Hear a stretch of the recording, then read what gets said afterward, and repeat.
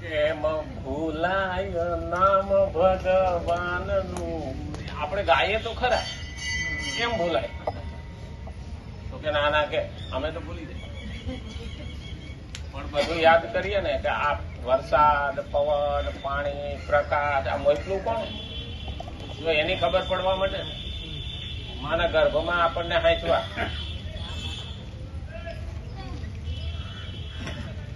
અને આપણે આવીએ પેલા તો દૂધની વ્યવસ્થા કરી દીધી. દંત ના થતા દૂધ દિયા, અરે દંત દિયા તો ક્યાં અનાજ નહીં દેતા, દાંત નહોતા ત્યારે દૂધ દીધું. આપણી વ્યવસ્થા પહેલા કરી રાખે. ખરેખર છોકરાને ક્યાંય કામે મોકલતા હોય ને બાપા, તો ટિકિટ કરાવી દે, જ્યાં મારું કામ કરતો હોય.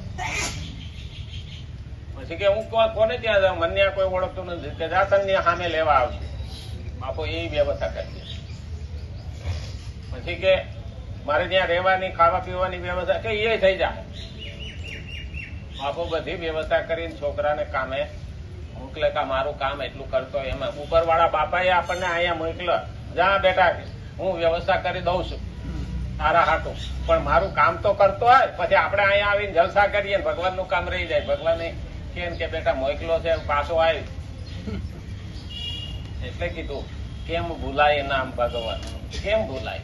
અહીંયા આવ્યા છે ને તો મહેમાન થઈને આવ્યા છે, અહીંયા આવ્યા છે ને તો મુસાફર થઈને આવ્યા છે. આપણો ટાઈમ થાય ને એટલે જવાનું જ છે.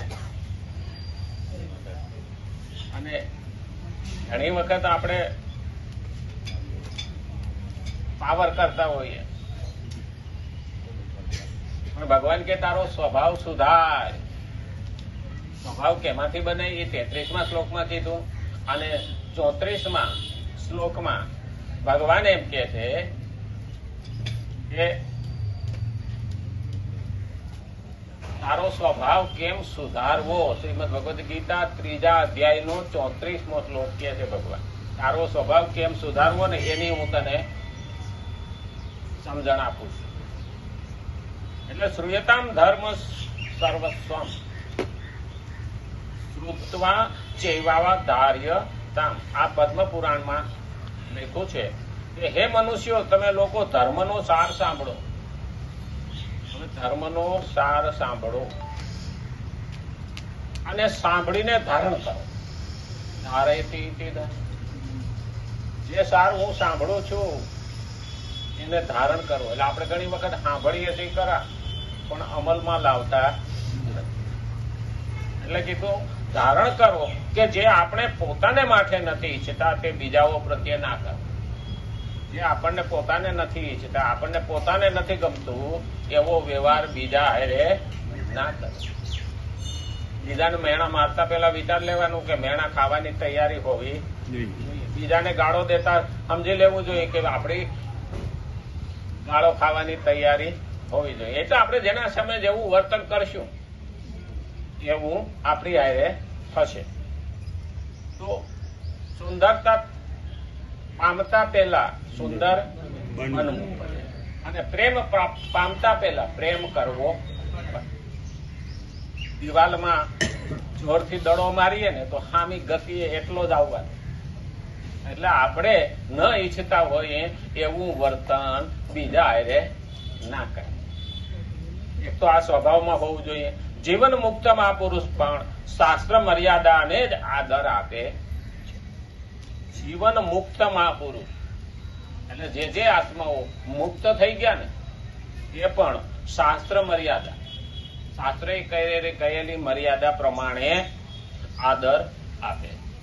ખરેખર એ લોકોને તો કઈ જોઈતું નથી. આપણા ઋષિ મુનિઓ, ભક્તો, સંતો, મહંતો એ તો પહોંચી ગયેલા હતા ને.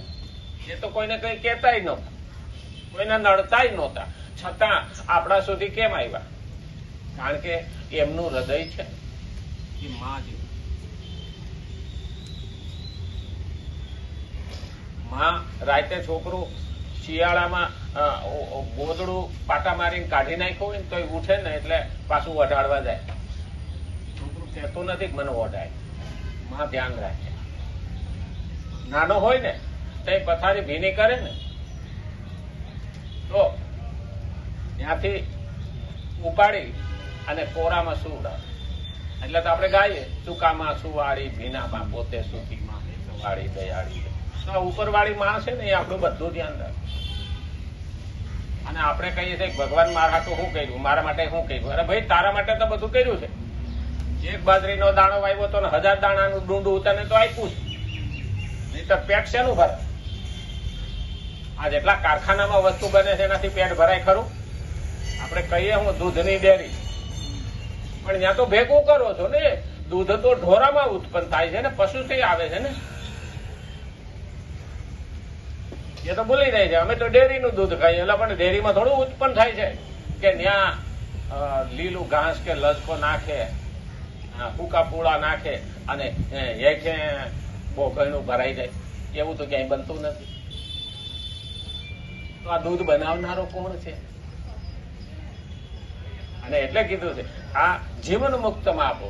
આવા જે આત્માઓ છે જીવન મુક્ત, એને કઈ જરૂર નહોતી, છતાં આપણા પાસે આવ્યા. ઋષિમુનિઓ પણ આપણા પાસે આવ્યા, ભક્તો સંતો મહંતો પણ આપણા માટે આવ્યા અને એને આપણને રસ્તો બતાવ્યો. એને કીધું આ શાસ્ત્ર અનુસાર ચાલો.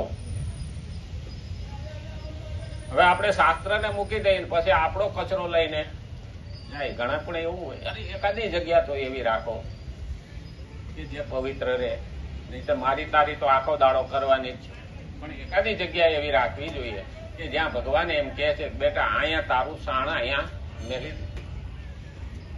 કારણ કે અહીં તો ભગવાન એક જ કહે છે કે બીજાના હિતમાં વાત કરો, બીજાના હિતનું ઈચ્છો.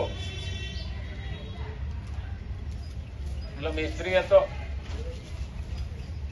60-65 વર્ષની ઉંમર છે એટલે યમરાજાએ કીધું જાવ લેતા આવો. એટલે યમના દૂતો આવ્યા, તમને લઈ જવાનો ટાઈમ થઈ ગયો, હાલો. મારા આજુબાજુના 4-5 ગામમાં કોઈ મિસ્ત્રી નથી અને આ ઉપર કે ચોમાસું આવ્યું છે, વાવણીનો ટાઈમ થયો છે, કોઈનો દંતાળ, કોઈનો હાથી આ તે ભાંગ્યું હોય તો રિપેર કરવા માટે બિચારા હેરાન ન થાય ને. કે એક કામ કરો ને કે 2 વર્ષ પછી આવજો ને કે. બોલો કે ઉપર હું પૂછ્યા એટલે પૂછવા ગયો એટલે કે સારું 2 વર્ષ પછી જ આવજો. એટલે એની તો બધાના હાથી આ તે બધું વ્યવસ્થિત કર્યું. હવે પછી તો કેવો છે કે ચોરસી જોજન જાય, અણીનો ચૂકો 100 વર્ષ જીવે, 5 વર્ષ એ ગયા એટલે પાછા યમના દૂતોના પર લિસ્ટ આવ્યું છે, ખાલો આને લેતા. આપણી લિસ્ટ આવે હો ઘણી વખત. હા, અને પછી પાછા ભગવાન કહે કે હું ઉભો રહે, તાને હમણાં રોકાવું હોય તો રેવા દે, પછી હું બીજાને લેતો જાઉં. પણ પાછા લેવા આવ્યા ને એટલે યમના દૂતોને પૂછ્યું આમ થઈ ગયો કે હા, કે તમને 2 વર્ષનું તમે કીધું તો 5 વર્ષ થઈ ગયા છે એટલે 3 વર્ષ વધારા ના આપ્યા. આપણે બોનસ જ મળે છે. આ જાજુ જીવીએ છે ને એટલું ધ્યાન રાખજો, આ બોનસમાં જીવીએ. એટલે કે એક કામ કરો ને તો કે તું મારો પાડોશી બીમાર છે,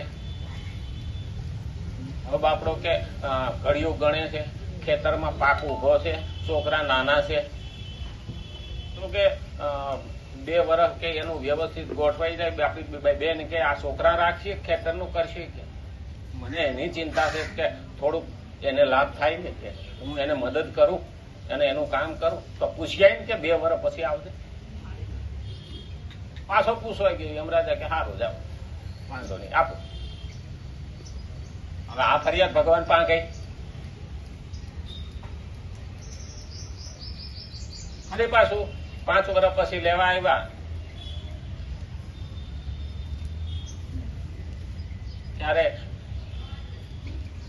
લેવા આવવાનો ટાઈમ થયો ને એટલે દૂતો ભગવાન પાસે ગયા, પ્રભુ અમે લઈ આવીએ.